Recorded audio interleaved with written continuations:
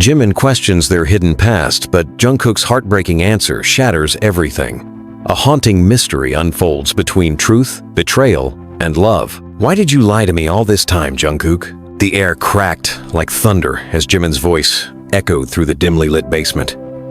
The walls, old and damp, seemed to absorb the tension, sealing it tight with years of silence. He stood barefoot on the concrete floor, trembling not from the cold, but from the truth that clawed at the edges of his memory. Jungkook didn't answer. He stood a few feet away, his knuckles white as he clenched a photograph in his hand. His hoodie was stained. Mud, blood, or both. Jimin couldn't tell anymore. A single light bulb dangled above them, flickering like a dying heartbeat. Jimin took a step forward, his voice breaking. Was any of it real? Jungkook finally looked up. His eyes, those same eyes that had once smiled under the cherry blossoms of Gwangju, now seemed hollow. Something was broken in him, something that used to hold light. When he spoke, it was like glass dragging across stone. "I had to lie to protect you." The silence that followed wasn't just still, it was deafening. Jimin's chest rose and fell rapidly, the edges of his vision blurring with salt and shame.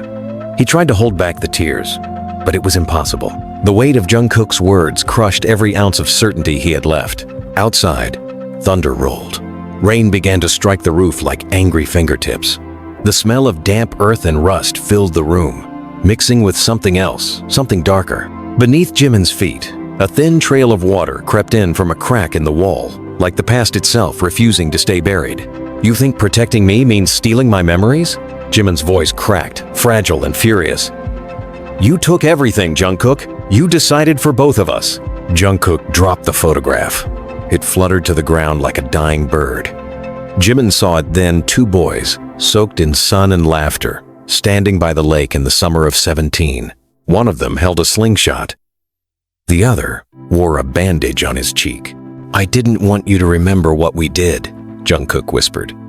"I didn't want you to remember her." The word hung in the air like a ghost. Jimin froze. Her? The name throbbed at the back of his mind, trying to surface through the thick fog of suppressed memory. Images flashed long hair in the wind, a scream underwater, blood on pine needles, then nothing. A wall, a blank, aching space. "Tell me," he demanded, "tell me what happened to her." Jungkook's expression twisted in pain, a silent storm brewing behind his eyes. His jaw clenched, and for a moment it looked like he might bolt, like the truth was too monstrous to name. Instead, he sank to the floor. "She died because of us." The room seemed to spin. Jimin stumbled back as if struck. The breath knocked from his lungs. The metallic taste of fear rose in his throat. No, that's not true. She trusted us, and we left her. That night at the cabin, we ran, Jimin. We ran, and never looked back. Jimin shook his head, each syllable a dagger. "I wouldn't do that. I wouldn't. You did." Jungkook's voice broke finally. "I begged you to come back, but you were too scared. And I followed you. I left her there." A cold wind seemed to pass through the basement, though there were no windows, no doors ajar. The temperature dropped as if the past itself had returned, demanding to be acknowledged. "What was her name?" Jimin whispered. Jungkook looked up at him, broken and trembling. "Sina." The name shattered something in Jimin. The dam cracked. A rush of memories came roaring back, her laughter in the summer rain, her trembling hand gripping his, the betrayal in her eyes as the fire spread behind her. "I remember," Jimin gasped, and then he fell to his knees beside Jungkook, the two of them drowning in the truth at last. Rain hammered the world above. Somewhere outside, the past waited to be reckoned with. But in that room with no windows, only guilt remained, and the promise of everything that would now unravel. "You still think this is just about her?" Jungkook's voice rose, louder than it had ever been. His body was shaking not from fear, but rage. "You think Senna was the only thing we buried out there?" Jimin's eyes snapped to him, wide, glassy, uncertain. His lips parted, but no words came. The storm above still hadn't let up. Rain slammed into the roof like war drums. Each beat felt like a countdown. "I don't understand," Jimin muttered, crawling back from the edge of his own memory. "What else is there?" Jungkook stood abruptly, his boots scraping against the floor as he backed toward the rusted door. He wiped his face with his sleeve, smearing something dark across his cheek. Blood or dirt, Jimin couldn't tell anymore. Everything felt tainted. Warped. You weren't supposed to wake up. Jungkook muttered under his breath, like a curse meant only for himself. Jimin froze. What did you say? Jungkook stopped. I didn't mean, you drugged me? Jimin stood now, fists clenched, body trembling. Is that why I can't remember those years? I was trying to protect you. From what, Jungkook? From the truth? From myself? Or from what you did? Jungkook turned to face him fully now, and something in his expression twisted, raw, exhausted, and something else Jimin couldn't place. Guilt? No. Guilt was too easy. This was deeper. I protected you from the police, from your own goddamn guilt. You begged me, Jimin. Don't you remember that? Jungkook's voice cracked open. You said you'd rather forget than live with what we did.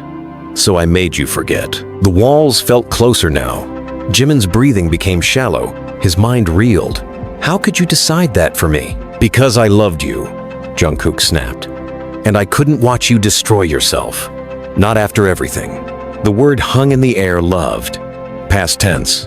Jimin's heart stuttered. That night, Jimin whispered, clinging to fragments. We were in the forest. There was a fire we started, Jungkook said bitterly. You said we were just camping. You believed what you wanted to believe. Jungkook cut him off. But you forgot that we were running, that we were hiding, that she was trying to stop us. The name Senna rose like smoke in the air. Invisible but suffocating. She found the video, Jungkook continued. The one from the orphanage, the experiment. Jimin stumbled backward, his back hitting the wall. No, that was just a rumor. A myth. They recorded everything, Jungkook whispered, voice suddenly low. We weren't just kids, Jimin. We were part of something. They made us do things, made us forget things. Sina was going to expose it all. She thought she could save us. And we let her, Jimin finished, broken. No, Jungkook said, eyes locked on his. You pushed her. The room spun again. No, Jimin said. No, I wouldn't. But the memory was creeping back now, like a shadow sliding under the door. A scream, a struggle, her hand reaching for him in the dark, his panic, his betrayal. I told you to wait for her, Jungkook said, each word a knife. But you ran. The truth hit like a train. The guilt, the weight of a decade of lies, crushed the breath from Jimin's lungs. He sank to the ground, hands trembling. We were children, he said, pleading now not to Jungkook, but to something higher, something that might forgive him. We didn't know what we were doing. We knew enough to lie about it, Jungkook said bitterly. They sat in silence, only the sound of rain. Then, footsteps. Both heads snapped to the door. Someone was upstairs. Jungkook's face went pale. He stood, motioned for Jimin to stay quiet. But Jimin was already rising too, adrenaline flooding his veins. A creak. A shadow passed the basement window slit. Did you tell anyone you came here? Jungkook asked, suddenly alarmed. Jimin shook his head. No. I didn't even know I was coming here until I got your message. Jungkook's eyes narrowed. I didn't send you any message. A silence fell between them. Heavy. Dangerous. The door to the basement groaned, slowly opening. Boots on stairs. A figure emerged from the shadows, tall, soaked in rain, eyes like coal. Hello, boys, she said. Her voice was velvet and venom. Jimin gasped. The woman standing in front of them was Sena, or someone who looked exactly like her. Jungkook backed up against the far wall, his voice hoarse. You're dead? The woman smiled, cold and sharp. Not quite. And then the lights went out. Darkness swallowed the room in an instant. The light bulb above them hissed and popped, casting a final spark before dying completely. In the thick, suffocating black, Jimin's breath caught in his throat. He couldn't see Jungkook anymore. He couldn't even tell if he was still in the same room. Then came the voice again. Calm, icy. Don't move. Jimin froze. Not out of obedience, but because his body refused to respond. His muscles locked, his skin slick with sweat despite the cold. A click echoed through the room. The unmistakable sound of a gun being cocked. I said don't move. Senna? Jimin's voice was barely a whisper. How is this possible? A match struck. A flare of orange light painted the edges of her face. Not quite the same girl from his memories, older now, sharper. Like time had carved away the softness and left only bone and vengeance. She lit a candle from her coat pocket. The flame flickered, illuminating the small basement once more. Jungkook stood near the far wall, his hand halfway to the pipe on the floor. He froze when she looked at him. "Try it," she said, voice like broken glass. "Pick it up, and I swear I'll paint these walls with your regret." He didn't move. Jimin stared at her, barely breathing. "You died. I saw you fall. I thought—" "You thought wrong." She turned her gaze on him now. "You didn't even come back to check if I was alive. You just ran." The shame hit like a slap. "We were scared. You were selfish." A beat. She took a step forward, her boots slicing through the puddles on the floor. The candlelight caught the scar across her cheek, faint but unmistakable. Her eyes burned, filled with something deeper than hate. "You left me in that cabin, tied to a chair, with a fire spreading through the walls. Do you know what that feels like, Jimin? Do you know what it's like to burn alive in your own trust?" Jungkook stepped forward, voice hoarse. "We thought you betrayed us. You said you'd take the tapes to the police. You didn't understand if those experiments went public, we'd all be targets." "They already made us targets," she snapped. "They used us like lab rats, erased our memories, made us do things that no child should ever have to live with." "You were going to blow the whole thing open," Jungkook said. "You think we didn't want that? You think we didn't want justice? But exposing them would have put all of us in the crosshairs." "I didn't care," she growled, "because truth deserves light." She turned back to Jimin. "And you? You were the only one I thought would stand with me?" Jimin opened his mouth to speak, but words failed him. She stared at him, long and hard. Then she reached into her coat and pulled out a small, rectangular object wrapped in plastic edges scorched. "A cassette tape. Do you remember this?" she asked, holding it up. "Do you remember what we recorded that day?" He didn't, but his body did. His stomach turned. Something primal and cold twisted in his gut. "Play it," she said, tossing it onto the ground between them. Jungkook moved first. He picked it up carefully, inspecting it like a bomb. His hands trembled. "I burned this," he said. "I watched it melt in the fire." She smiled. "Did you really think I'd only make one copy?" Jungkook's breath caught. You wanted us to think you were dead." "Dead people don't get hunted," she said simply. "Dead people get forgotten. That was the only way I could survive." "But why come back now?" Jimin asked. "Why now, after all this time?" "Because it's starting again," she whispered. "They're rebuilding the project. Different name, same objective. Memory manipulation, behavior conditioning, but now they're not using children." She paused. The next words were a hammer. "They're using us." Jimin blinked. "What do you mean?" "They've been monitoring us since we left the orphanage. Every job you couldn't hold down, every time you felt lost, confused, like your thoughts didn't belong to you, that wasn't trauma. That was programming. We were never free. We were reprogrammed, reset." She looked at Jungkook now. "You think you saved him, erasing his memories? You just gave them a clean slate to write on again." "No," Jungkook murmured. "That's not—" "Yes," she interrupted. "And now the cycle starts again, unless we stop it." Jimin backed away, heart thudding. "This can't be real. This is insane." "It was insane," she said, stepping closer. "That's why they needed orphans.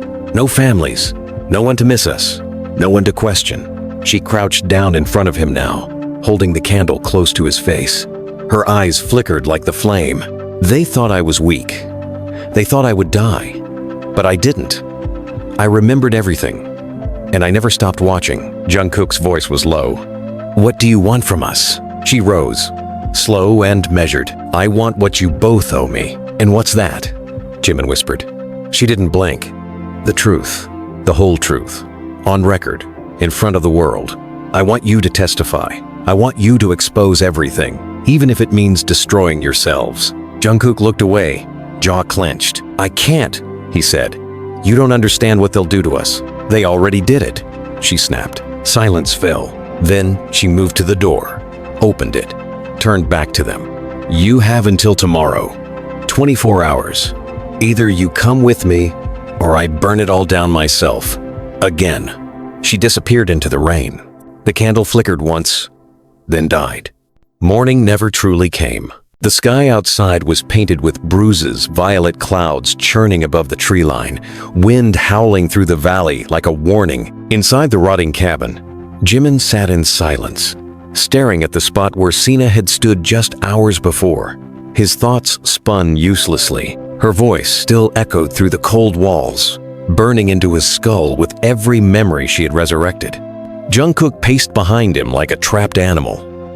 Every so often, he muttered something under his breath, half curses, half prayers, but never directed at Jimin. He hadn't looked at him once since she left. "We should burn the tape," Jungkook finally said. Again, this time for good. Jimin didn't respond. "We don't even know if it's real. For all we know, she's playing us. Maybe it's a copy of a copy of a copy. Maybe it's just noise. Maybe she wants revenge and she's using this to tear us apart." Still, silence. Jungkook stopped. "Say something, Jimin. What if she's right?" Jimin said quietly. "What if everything we thought we escaped never actually ended?" Jungkook flinched.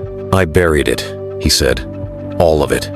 I made damn sure it would never come back. And then you started asking questions. You dug it all back up." "I didn't ask to forget my past, Jungkook. You chose that for me. I chose survival," he snapped. "You think I wanted this? You think I liked lying to you every day? You think I slept easy at night, knowing I was the only one carrying the truth?" Jimin turned, eyes burning. "Then maybe you shouldn't have carried it alone." Their gazes locked 10 years of silence collapsing into that single moment. The weight of everything they'd lost, everything they'd done. Jungkook's voice softened. "I watched you unravel once already, after she died, after the fire. You kept screaming in your sleep. You kept seeing things. You almost threw yourself into the river one night because you thought the moon was trying to drown you." Jimin looked away. "I didn't know what was real anymore," he whispered. "But it would have been better than this." "No," Jungkook said. "You don't mean that." Jimin's jaw tightened. "Don't tell me what I mean." There was a long pause. Then Jimin rose slowly, walking toward the bag where Sina had tossed the cassette tape the night before. He held it in his palm, weighing it like it might explode. "She gave us a choice," he said. 24 hours. "And then what?" Jungkook laughed bitterly. "She outs us? Drags us in front of cameras and tells the world what we were forced to do? What we let happen?" Jimin stared at him. "Don't you want to be free of it?" "There is no freedom," Jungkook replied. "Only different kinds of prison." He walked to the door and shoved it open, letting the freezing air flood in.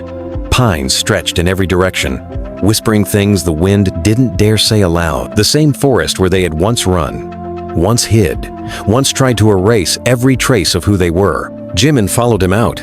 The rain had stopped, but everything was wet and quiet. Almost too quiet. "She's watching us," Jungkook muttered. "She never left." "How do you know?" "Because I would." They moved down the trail in silence, boots crunching on wet leaves, hearts pounding like war drums. When they reached the edge of the clearing, Jungkook stopped and crouched. "Look," he said. A camera lens, tiny, hidden behind the bark of a tree, wired and ancient, but still recording. Jimin's breath hitched. "She's been tracking us for years," Jungkook said. "I told you." She never stopped. Jimin moved toward it slowly and snapped the wire with a sharp tug. "She's not just after the truth," he murmured. "She wants to control the story." Jungkook laughed again, empty and dry. "We're not people to her. We're exhibits." A rustle came from deeper in the trees. They turned instantly, alert. And then came the sound they hadn't expected. A voice, familiar, male. "You boys always did make a mess." A man stepped out from behind the trees, dressed in a long black coat, face aged but unmistakable. Dr. Han, the man who had once run the orphanage. The man they had thought was dead. Jimin stumbled backward. Jungkook moved in front of him instinctively. "You," Jimin whispered. Dr. Han smiled, cold and clean. "Did you really think Project Kala would end just because a few tapes burned and a cabin collapsed?" Jungkook's fists clenched. "What do you want?" "Same thing I've always wanted," he replied. "Compliance. Loyalty. Silence." He pulled a phone from his pocket and held up a live feed. Sina, bound, gagged, bleeding, No, Jimin said, stumbling forward. You said she was watching us. She was, Han said calmly. Until she got careless. Jungkook's voice dropped. You're bluffing. Han tapped the screen. Senna whimpered on cue. She tried to expose me. Again, she'll learn what you never did, what you still don't seem to understand. The truth doesn't set anyone free. It only burns. He looked at them both, eyes gleaming. So here's your choice. Come with me. Finish what we started. Or watch her die again. Jimin's heart shattered. Jungkook closed his eyes, and the forest fell silent. The forest didn't move. The trees held their breath. Even the wind refused to rustle the leaves. Time itself seemed paralyzed by the ultimatum Dr. Han had just laid before them. Jimin stared at the phone screen, at Sina's face swollen and bloodied, a gag cutting into the corners of her mouth. She was strapped to a chair, somewhere dark, underground. Pipes leaked in the background. There was a single light swinging above her, casting eerie shadows over her bruised eyes. And yet, in her gaze, defiance still burned. You touch her again, I swear to God, Jungkook started, voice thick with rage. You'll what? Dr. Han interrupted smoothly. Set another fire? Run? Forget? Jungkook took a step forward, fists shaking. But Jimin reached out and grabbed his arm. Don't, Jimin said. His voice was quiet, but it sliced through the air like a blade. Not now, not here. Han lowered the phone, watching them both like a snake, sizing up its prey. You both always thought you were different. Special. But that was never the point of the program, he said. You weren't chosen because you were gifted. You were chosen because you were broken. Easy to mold. Easy to rewrite. Children desperate for meaning are the easiest ones to turn into tools. You experimented on us, Jimin said. You made us forget. You rewired our memories, our instincts. You used us like test subjects. And it worked, Han replied without shame. Look at you. Two of my finest products. You survived fire, betrayal, guilt. You still cling to each other like scared little boys who don't know where home is. You still obey. We obeyed because we were children, Jungkook growled. Now we're not, Han raised an eyebrow. Aren't you? Jungkook's breath hitched. Something unspoken passed between him and Jimin, something raw and fragile, born in that moment of silence. They both knew what he meant. How many choices had they actually made for themselves since that night in the cabin? How many decisions were theirs? And how many were echoes from a man who once stood above their beds, whispering commands into their dreams? I didn't forget because I was weak, Jimin said suddenly. You made me forget because I wasn't. Han smiled faintly. Ah, there it is. The hero fantasy. You think you were resisting? You weren't. You broke faster than anyone. You begged to forget. I didn't know what I was begging for, and that's exactly why it worked. Jimin's heart pounded like a war drum in his chest. He wanted to scream, to punch something, to tear the forest down with his bare hands. Instead, he reached for Jungkook's hand and squeezed it once hard. Where is she? Jimin asked. Where are you keeping her? Han didn't answer. I'll go with you, Jimin said, but you let her go. Jungkook turned to him sharply. What the hell are you doing? I'm ending this, Jimin said. One way or another. You're not walking back into that place. I walked away once, remember? And she burned. I won't do it again. Han studied him, amused. Brave, he said. Stupid, but brave. I'm not going in alone, Jimin continued. You want us to finish what you started? Fine, but you're going to answer every question, every lie, every nightmare you put inside us. Or I swear, even if I die in there, I will bring this whole thing crashing down on your head. Han smiled faintly. You've always had fire. I like that about you. Jungkook stepped forward, grabbing Jimin by the shoulders, eyes wide with fury. You can't trust him. You know this. He's not offering you a deal, he's offering you a noose. Then I'll be the one to tighten it around his neck, Jimin said. But I can't run anymore. I need to know. I need to remember all of it. You think I haven't tried, Jungkook said, voice cracking. You think I haven't stayed awake every night wondering if I made the wrong call, if erasing everything was worse than living with it? But I know him. He doesn't want truth. He wants obedience dressed up in guilt. Then help me break it, Jimin whispered. Jungkook was silent. For a long time, he didn't move, didn't breathe. Then, finally, he let go. "I'm going with you," he said. "But if we're doing this, we're not playing by his rules." Han clapped his hands once, dryly. Touching, he turned and began walking back toward the trees, leaving the path open. "Come," he said. "We've got work to do." The two boys followed him through the forest. The walk was silent. The ground beneath their feet grew colder, harder. Asphalt eventually replaced earth. Trees gave way to old stone walls and fences wrapped in barbed wire. And then they saw it. The old orphanage. Still standing. Crumbling, yes, but somehow untouched by time. Like it had waited for them. The gate creaked open with a familiar screech. The iron emblem above it still read, "Kala Home for Children." The paint faded, the letters rusted. But something was different. Jimin stopped dead in his tracks. The statue in the courtyard. It was new. It was her. A stone sculpture of Sina. Standing, hands clasped, eyes wide open. Not as she had been, but as a monument to a lie. As if they had turned her into a symbol. Jungkook's voice broke beside him. They turned her into a saint after killing her. Jimin couldn't speak. Han turned, smirking. Poetic, isn't it? The world loves a martyr, but they'll love a survivor even more. Especially if he says the right things.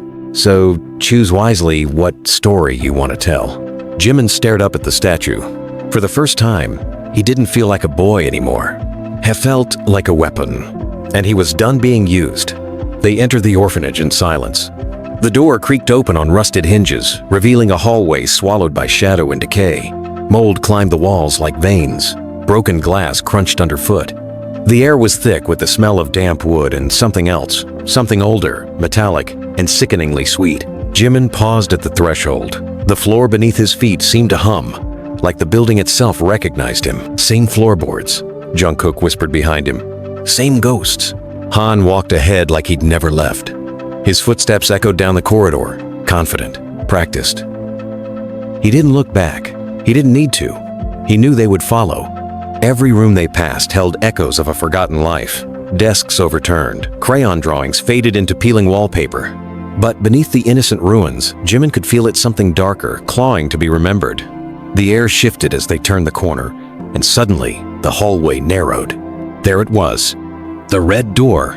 Room 44. The testing room. Jimin's legs refused to move. "Open it," Han said. Voice cool. Jungkook stepped in front of Jimin. "You open it." Han raised an eyebrow, then reached into his coat and pulled out a small silver key. He slid it into the lock with a soft click. The door creaked open. The smell hit them first. Sterile, sharp, laced with formaldehyde and old leather. Rows of strapped chairs filled the room, each one bolted to the floor, facing a one-way mirror. On the far wall, rusted tools hung neatly in rows. Scalpels, clamps, electrodes. Jimin's knees went weak. He saw flashes, white coats, a needle sliding into his arm. Jungkook screaming his name through the glass. "I used to sit right there," Jimin whispered, pointing at the third chair in the second row. "I know," Han said. "You always cried the least," Jungkook snarled. "Don't talk to him. I talk to my creations however I please." "You're not God," Jungkook snapped. Han smiled faintly. "No, but I know how to break people better than he does." Jimin moved slowly into the room. The metal chair was cold, even through his clothes. He touched the armrest. A faint stain of dried blood remained beneath the straps. His own? "Why?" he asked. "Why did you do this to us?" Han's tone didn't change. "Because no one else would." Jimin turned sharply. "That's not an answer." "Yes, it is," Han said, stepping toward the mirror. "The world forgets orphans, but I didn't. I gave you purpose. I made you valuable. Before me, you were nothing. Unwanted. After me, you became tools of precision. Weapons. Mirrors don't lie, Jimin. You don't want to remember because deep down, you already know what you were." "What we were," Jungkook said, stepping beside him, "is children. Children who held knives," Han said coldly. "Don't pretend your hands are clean. The fire wasn't the only thing you lit." Jimin looked into the mirror. His reflection stared back, hollow-eyed and pale. But behind the glass, something moved. "Sina," She was alive, still tied to a chair, blood dripping from her nose, but she was watching them, watching him. "I remember now," Jimin whispered. "The last night." Jungkook stiffened. "She found the files," Jimin continued. "She wasn't going to the police, she was going to the media. She thought exposure was the only way to stop it. And You panicked," Han finished. "No," Jimin said, voice shaking. "I betrayed her." Silence. Jimin turned to Jungkook. You didn't push her. Jungkook looked up slowly. "It was me." His voice broke. "She screamed my name," Jimin said. "I thought she was turning on us. I thought she was going to get us all killed. I shoved her, and she hit her head on the table. You told me we had to leave before the fire spread. I thought I saw her body burn." Jungkook closed his eyes. "I knew." "You knew?" Jimin's voice rose raw. "You let me believe. You were destroying yourself!" Jungkook shouted. "You couldn't eat, sleep, breathe without breaking down. You tried to end your life in the lake. What was I supposed to do? Tell you that you killed her? I could have lived with the truth." Jimin cried. "No," Jungkook said. "You would have died with it." Han clapped slowly, mockingly. "Beautiful. Absolutely beautiful. You see now? You were never victims. You were choices. Every step of the way." Jimin walked up to him, face inches from his. "You can't control us anymore." Han's eyes gleamed. "Then prove it." He pulled a small device from his coat pocket. A remote. He pressed a button. A screen descended from the ceiling. Footage played. Old footage. Sina, strapped to the same chair Jimin had just sat in. Screaming, begging, wires attached to her temples. Jimin fell to his knees. The sound of her voice, raw, shredded, ripped through his chest. "Make it stop," he whispered. "You want the truth?" Han asked. "Here it is. You didn't just betray her, Jimin. You were one of us. You recorded this session." "No?" Jimin choked. "Yes," Han said. "There's video of you giving commands, leading the interrogation. It was your voice she feared, not mine." Jungkook shouted, lunging for Han, but two guards appeared from the shadows, tasers drawn. "Don't," Han said calmly. Jungkook froze. Jimin stared at the screen. He couldn't move, couldn't breathe. The boy in the footage, his younger self, looked calm, focused. He was asking questions like he was reading from a script. "Why don't I remember this?" "Because you begged to forget," Han said. "And I granted your wish. You were one of us, Jimin, until you broke. Until you saw what you really were and ran." The screen went black. Han knelt in front of Jimin. "You want to save her now? Fine. But you'll have to become the monster again. I can give her back to you. I can erase this all again. Or I can release the tapes. Let the world see what kind of boy the beloved Jimin used to be." He stood, straightened his coat. "Come back to the program. Come back to your purpose. We'll say you were undercover. We'll give you a new name, a new history. And this time, no guilt, no cracks. You'll be perfect." Jimin looked up at Jungkook, his brother, his anchor. Then he looked into the mirror at Sina, broken, but not gone. He stood slowly, and his voice was clear. "I'd rather be hated for the truth than loved for a lie." Han's face didn't move, but his eyes hardened. "So be it." The guards raised their tasers. Jungkook moved. Chows erupted. And the walls of Kala Orphanage remembered blood once more. The first taser fired. Jungkook ducked. The metal prong missed his face by a whisper and slammed into the back wall, sparking violently. He didn't hesitate. He tackled the first guard, slamming his shoulder into the man's chest so hard it cracked. The guard fell back, smashing into the row of chairs. Screams erupted from behind the mirror. Alarms whined to life low and haunting. Jimin didn't run. He stood in front of the mirror, frozen, fists clenched. His younger self still echoed in his ears. That cold voice from the footage, asking Sina questions without mercy, turning pain into protocol. He couldn't breathe. The second guard rushed toward him. Jungkook shouted, but Jimin turned at the last second, caught the guard's wrist, twisted hard. The taser dropped. It slid across the floor and stopped at Han's feet. Han didn't move. He stood perfectly still, watching, studying, as if taking mental notes for a report he would file later. Jungkook kicked the fallen guard's gun across the room. "We need to find her." Han finally spoke, his voice quiet under the blaring alarm. "There's no escape. You're in the belly of the beast now. You're not guests anymore." "I was never your guest," Jimin spat. "No," Han replied. "You were always the architect." Jungkook grabbed Jimin's arm, yanked him toward the door. "We'll deal with him later. We get her now. Move." They ran. The orphanage had changed. Corridors they remembered as bedrooms were now reinforced with steel doors and surveillance cameras. There were more guards, some in lab coats, others in tactical gear rushing toward the noise. But no one had yet realized the full scope of what was happening. Jimin skidded around a corner, yanked a fire alarm. Red lights flashed. Smoke hissed from the ceiling vents, part of the emergency lockdown protocol. It was chaos, now complete and beautiful. "Downstairs," Jungkook said, breath ragged. "She has to be in the lower levels. We never had a lower level." "Exactly. They built it after." They reached the old infirmary door. It was locked. Jungkook didn't pause, he spun, kicked the lock so hard it splintered, and they both barreled through. Dark stairwell, cold air rushing up from below like breath from a crypt. Jimin hesitated at the top step. "If we go down there, there's no coming back," Jungkook said. Jimin nodded. "Then let's make sure we don't leave anything behind." They descended. The walls changed concrete, unfinished, wet with condensation. The hum of generators echoed around them. Fluorescent lights flickered above. Cameras tracked their movement. Somewhere, Han was watching again. But this time, they were watching back. At the bottom of the stairs, a massive steel door loomed. No handle, no keypad, just a retina scanner. Jungkook stared. "You think?" "I was a program lead," Jimin said darkly. "Apparently." He stepped up to the scanner. The machine beeped. Access granted. The door opened, and what they saw inside shattered them. Rows of children, strapped to beds, IVs in their arms, electrodes on their heads, all unconscious. Some barely looked 10 years old.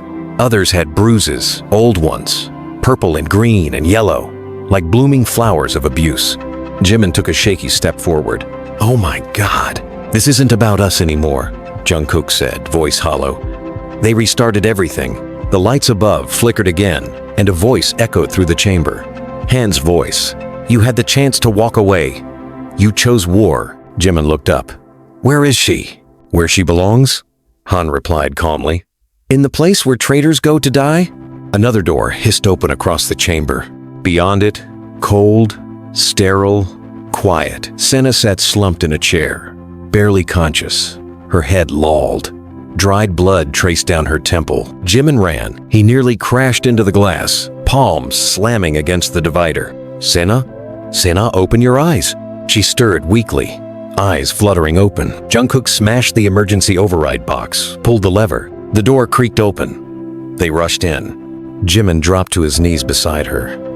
Hey, stay with me. We're here. We're not leaving without you." She blinked slowly. Recognition struggled in her face. Then, finally, her lips moved. "Took them." "The others. The ones who remember." Jungkook checked her pulse. "She's weak. We need to move." "Where are they?" Jimin asked. Her eyes rolled back. "West wing, red door." Jimin stood. "I'm going." "No," Jungkook said, pulling Sina onto his back. "I'll take her to the car. You find them. We'll meet at the gate in 10 minutes. No matter what? No matter what." They split. Jimin ran like hell, back through the corridors, past the watching children, the machines humming. The walls began to pulse like veins now, like the whole place was alive and angry. He turned left, then right. West wing, red door. There it was. He kicked it open, and there behind glass 6 more rooms. Inside, teens, young adults, strapped down like Sina had been. All of them hooked to machines labeled Mimmer 3, Conscious Transfer Suite. His head spun. It wasn't just behavioral programming. It was memory extraction. They weren't just experimenting, they were downloading. Jimin smashed the control panel, yanked wires free. The machine sparked. Lights flickered. He hit the emergency release. All 6 doors clicked open. The first girl who staggered out looked barely older than 19. Her eyes were wild, unfocused. "Where am I?" she asked. "You're safe," Jimin said, though he didn't believe it. "You're getting out, one by one." He pulled them out, helped them to their feet. Footsteps behind him, not Jungkook. Han. He stood there calmly, alone. "You're a virus," Han said, voice almost tender. "I cured you once. I can do it again." "You never cured anything," Jimin said. "You just rewrote the disease. You'll come back," Han said. "You all do." Jimin raised a fire axe from the wall. "Not this time." Han's eyes narrowed. "You think burning this place down will end it? There are 10 more like it. Then I'll burn them all." Han stepped forward. "You don't have it in you." Jimin moved without thinking. The axe sliced through the electrical panel. Sparks exploded. Flames roared. The fire spread instantly, licking the wires, climbing the walls. Alarms screamed again. This time, not drills. This time, it was real. Han disappeared into the smoke. Jimin grabbed 2 of the escapees by the arms and ran. Back through the corridor, up the stairs, out. Jungkook was there. Senna in the back seat of the stolen van. The engine running. "Go! Go!" Jimin threw open the doors. The teens climbed in, coughing, shaking. Jimin looked back once, just once. The orphanage glowed orange now. Flames dancing out of the windows. Smoke curling into the sky like the last breath of a monster. He got in. They drove. None of them spoke for a long time. And when they did, it was only Jimin, whispering as he looked back into the burning dark. "We were never their children." And from the back seat, Sina whispered, barely conscious. "No, we were their weapons, but not anymore." The van tore down the mountain road like a phantom, its wheels skidding over wet asphalt, headlights cutting through the fog that blanketed the world in silence. Inside, the atmosphere was electric, part fear, part fury. Jimin sat in the passenger seat, fists clenched so tight his nails drew blood. Jungkook drove like a man possessed, knuckles white on the wheel, eyes glued to the road but mind clearly elsewhere. Behind them, Senna lay wrapped in a torn blanket, head resting on Jimin's backpack. Her breathing was shallow but steady. Next to her, the 6 other survivors sat in stunned silence, their eyes vacant, as if the world they'd returned to was even more alien than the one they'd just escaped. One girl, maybe 17, kept rocking back and forth, mumbling the same thing over and over. "Red door. Red door. Red door." Jimin turned around.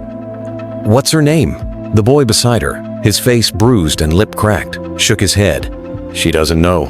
None of us do. They stripped them away." "Names?" Jimin asked, horror twisting in his gut. "Memories. Identity. Everything." Jungkook didn't speak, but the tremble in his jaw said it all. He kept his eyes forward, watching the winding road like a wolf tracking its prey. Jimin looked down at Sina again. Her fingers twitched, her lips moved. He leaned closer. "What is it?" "They're not done," she whispered. "They'll never be done." The words chilled him. She was right.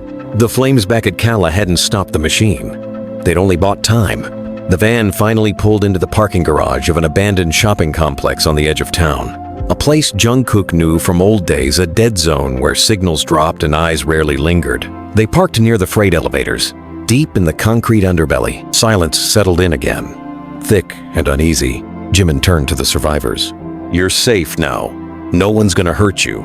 Not while we're breathing." "Who are you?" the girl asked. Her voice was flat, hollow. Jimin didn't answer right away. Then, "We're the ones who ran first.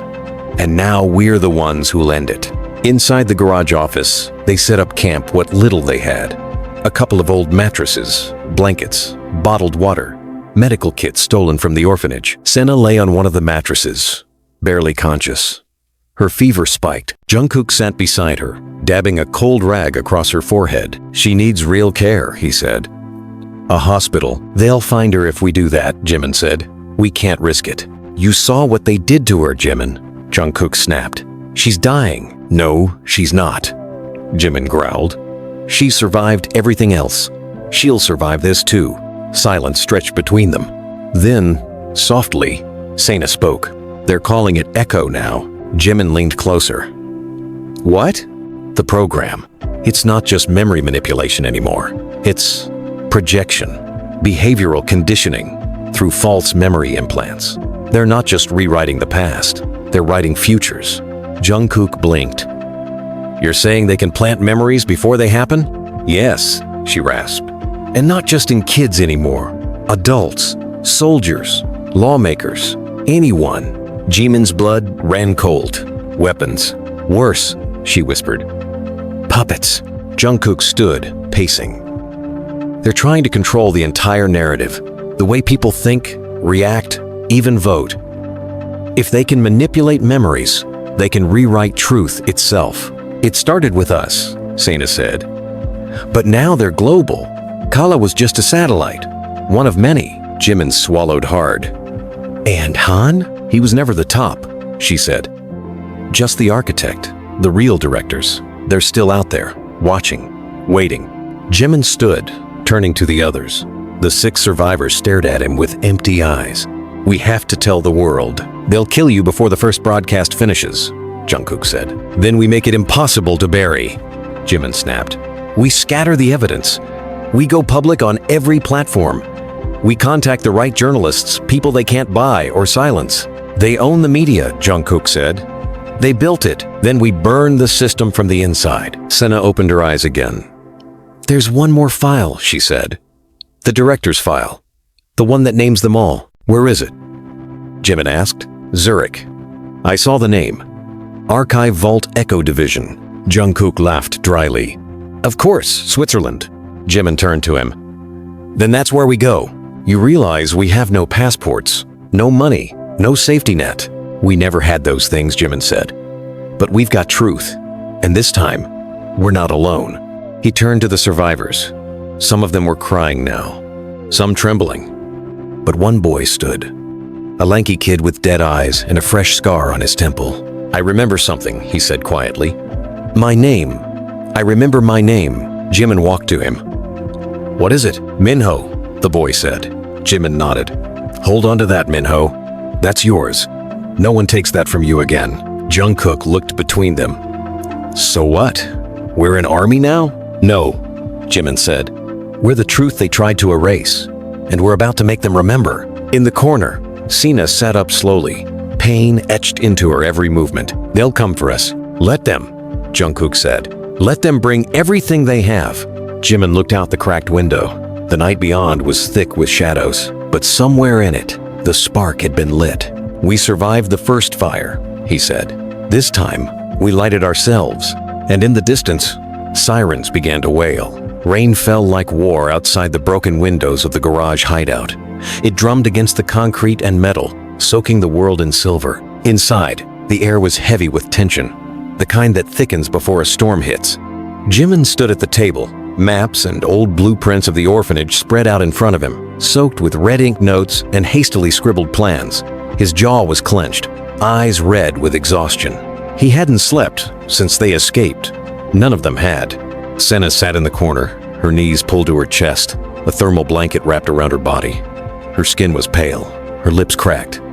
But her eyes were wide open now, alert, watching everything.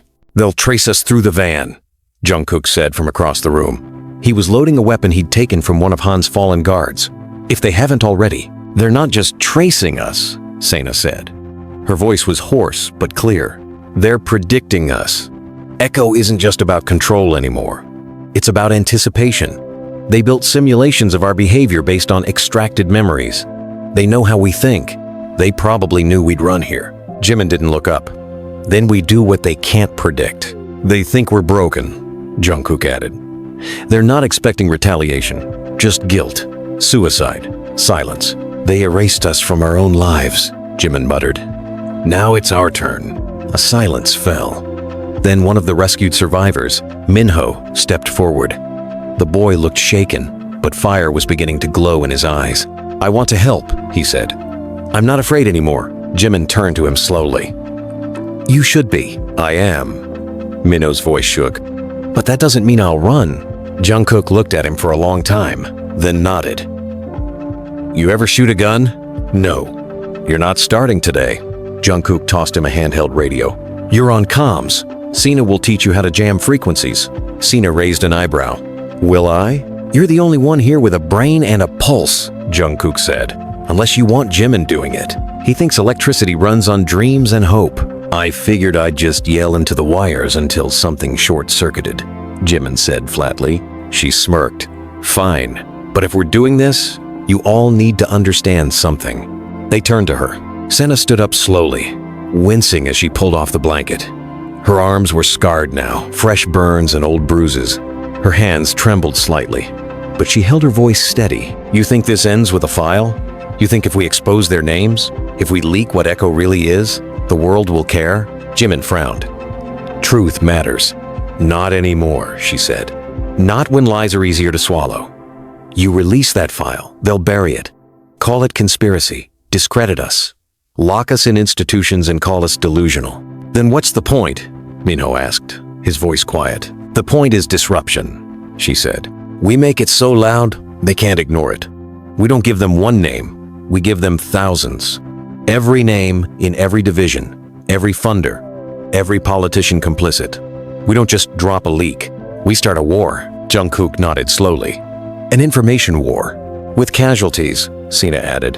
And you need to be ready for that. Jimin met her eyes. I've been ready since the night I left you behind.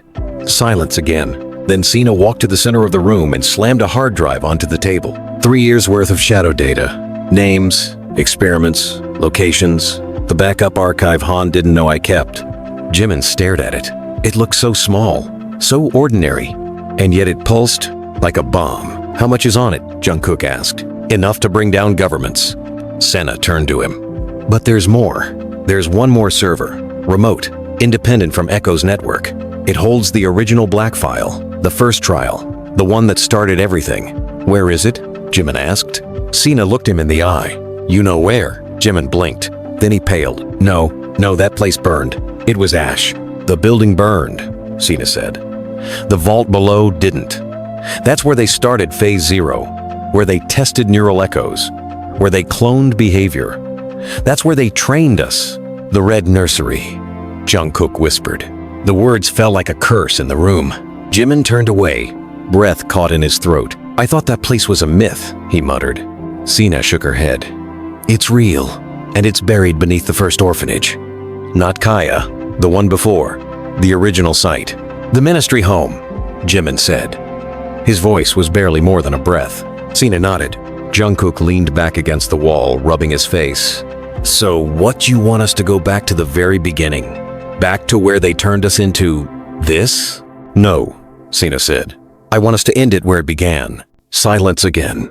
Then Jimin spoke, his voice hollow. What if we find out we weren't victims? What if we find out we volunteered for this? Jungkook stared at him, and Sina didn't blink. Then we tell the world anyway. They prepared in silence. Weapons were cleaned, maps drawn, coordinates memorized. The team was split. Jimin, Jungkook, and Senna would go to the Red Nursery. Minho and the other survivors would remain in the shadows, activating the signal boost once the black file was secured. As the rain turned to lightning, they stood at the edge of the garage. Jimin looked up at the sky, feeling its weight press down on him. You ever think we were never meant to survive this? He asked. Jungkook strapped a knife to his belt. I think we were meant to destroy it. Sina cocked her head. One more question. Jimin turned to her. If we go down there and we find our worst selves, the pieces they buried, do we bring them back up? Jimin didn't hesitate. No. We bury them deeper. And with that, they disappeared into the storm, chasing ghosts into the place where it had all begun, where they would decide, once and for all, whether monsters were born or made. The road to the ministry home no longer existed on any map. Swallowed by wilderness and time, it twisted through forests choked with fog and silence. The van skidded across mud and gravel as lightning forked across the sky. In the distance, where trees gave way to a clearing, stood the ruins of the old building collapsed walls, blackened beams, the skeleton of a structure once called Salvation. But beneath it, something still lived. Jimin stepped out first. His boots sank into the wet ground as he stared at what remained of their origin. The rain washed over him like ritual. The trees surrounding the site stood unnaturally still, as if holding their breath. He felt his pulse in his throat. Jungkook joined him, pulling his coat tighter against the wind. We shouldn't be here. We've always been here, Jimin said quietly. Senna didn't speak.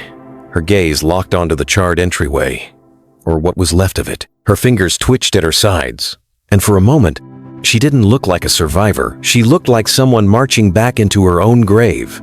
Jungkook glanced back at the van. "We've got maybe an hour before they trace us. Then we don't waste it," Jimin said. "Sina, where's the entrance?" She nodded toward the collapsed chapel. Its steeple now a crumbled spike buried in earth and ash. "There's a hatch beneath the altar. They called it the Mouth." A fitting name, Jimin thought. Everything. They were all the pain, the silence, the erased histories had been swallowed by that place. They crossed the threshold. Beneath the broken altar, hidden beneath planks of scorched wood and shattered marble, they found it. A metal hatch, half buried in mud, still intact. Jimin knelt and brushed away the debris. A faded emblem was burned into the steel, a flower with no petals. A circle, where something once bloomed. Echo. Sina produced a key from around her neck. She hadn't told them she still had it. "You planned this for a long time," Jungkook said, watching her. "I never stopped," she replied. The key turned. The hatch hissed. Air rushed up like something had been holding its breath for years. The smell hit them first. Sterile, metallic, wrong. It wasn't decay. It was preservation. The scent of a place that wasn't dead, only waiting. They descended the ladder in silence. The moment Jimin's boots hit the floor, the lights flickered on. Automatic. White, cold, a hallway stretched before them, impossibly clean and untouched. White tiles, smooth glass walls. Surveillance cameras still rotating slowly on the ceiling, watching them like old gods. "No dust," Jungkook murmured. "No time," Jimin answered. "This place is still operational." As they walked deeper, their footsteps echoed like accusations. Doors lined both sides of the corridor, each one labeled only by number. Jimin's hand brushed against one as they passed. Door 3. He felt something behind it. Not a presence, but a memory. Screams, long since silenced. "This is where they broke us," he said. "No," Sina corrected. "This is where we let them." Jungkook turned to her.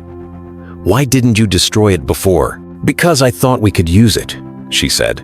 "I thought if we exposed it, we could wake people up. And now? Now I know there's only one way to kill a god." The corridor ended at a vault door. Thick, reinforced. A digital panel blinked beside it. Jimin stepped forward. "We're not getting through that without setting off every alarm in their network." "That's the idea," Sina said, reaching into her coat. She pulled out a device jagged, makeshift, pulsing with red light. "Pulse grenade. It'll short the system, but it'll alert Echo the moment it activates. Then we go fast," Jungkook said. Sina attached it to the panel and pressed the trigger. A high-pitched whine filled the corridor. Lights flickered. The panel exploded with sparks. Then, with a low groan, the vault door began to open. Inside, the room was cold, white, and filled with beds. Rows and rows of them. Dozens of children, motionless, asleep, tubes in their arms. Each one wearing the same white uniform Jimin once remembered pulling over his head in the mornings, thinking it was normal. He staggered forward. "What? What is this?" "The new generation," Sena whispered. "They're not training children anymore. They're growing them." Jungkook stepped to the nearest bed. A boy no older than 8 lay unconscious, a number tattooed behind his ear. "They're blank," Jungkook said. "No memories, no past, just clean vessels." "They're not alive," Jimin said, horror twisting in his gut. "They are," Sena said. "But not as people, as instruments. This is the future Echo is building." "No," Jimin said. "Not anymore." He turned to the back wall. A console blinked with life. Sena moved quickly, inserting the hard drive. The screen illuminated. Admin login accepted. File access. Echo origin. Phase 0. And then it all unfolded. Hundreds of documents. Videos. Names. Footage of experiments on children. Clips of them of Jimin, Jungkook, Sena being conditioned. Screamed at. Drugged. Rewarded for obedience. Punished for emotion. One file stood out. Subject 0. Initiation protocol. Jimin clicked. It was him. 8 years old. Eyes blank. Voice monotone. "I understand. I will obey." Jungkook turned away. Sena stared. unmoving. Jimin felt something inside him collapse. I was the first. You were the template, Senna said. They based the program on you. You were the success. Jimin backed away. No, I was a victim. You were both. I didn't choose this. But you continued it, she said. And that's the truth you have to live with. Shut it down, Jungkook said. Sina hesitated. There's one more file. She clicked it. Contingency. The Echo Protocol. A video played. Han, but older. Not the version they knew. Behind him stood men in suits. Politicians. CEOs. Military brass. If the system fails, Han said in the video, Echo initiates Phase Omega. The children will be activated, each one carrying imprinted behavior protocols designed to destabilize key infrastructures, countries, economies, governments. Echo isn't a program. It's a failsafe, a last breath of control. Jimin's face went pale. They'll release them. Jungkook turned to Sina. We need to end this. Now. She nodded. She began the deletion sequence. The files flickered, and then sirens, red lights, intrusion detected. Remote override in progress. Someone's trying to stop the deletion, Sina shouted. Jimin stepped forward. Route the power through me. What? You said I was the first. I still have the imprint, the code. Maybe I can confuse the system long enough to finish the purge. You'll fry your brain. So? He turned to her. You want to bury the monster? Let me be the one to trap it. He placed his hand on the panel. The screen went white. Data poured through him, memories, screams, lights, commands. His body trembled. Blood ran from his nose. But he didn't pull away. He thought of Senna, of Jungkook, of the boy he used to be, of the children still asleep in the beds behind him. And then, with a final scream, the system shattered. Data corrupted. Files deleted. Vault locked. Jimin collapsed. Jungkook caught him. Hey, stay with me. Jimin blinked up at him, blood dripping from his mouth. We're not weapons, he whispered. Jungkook nodded, tears in his eyes. No, we never were. They carried Jimin out as the base lit with fire. Behind them, the red nursery began to collapse. Above ground, the first rays of dawn pierced the clouds.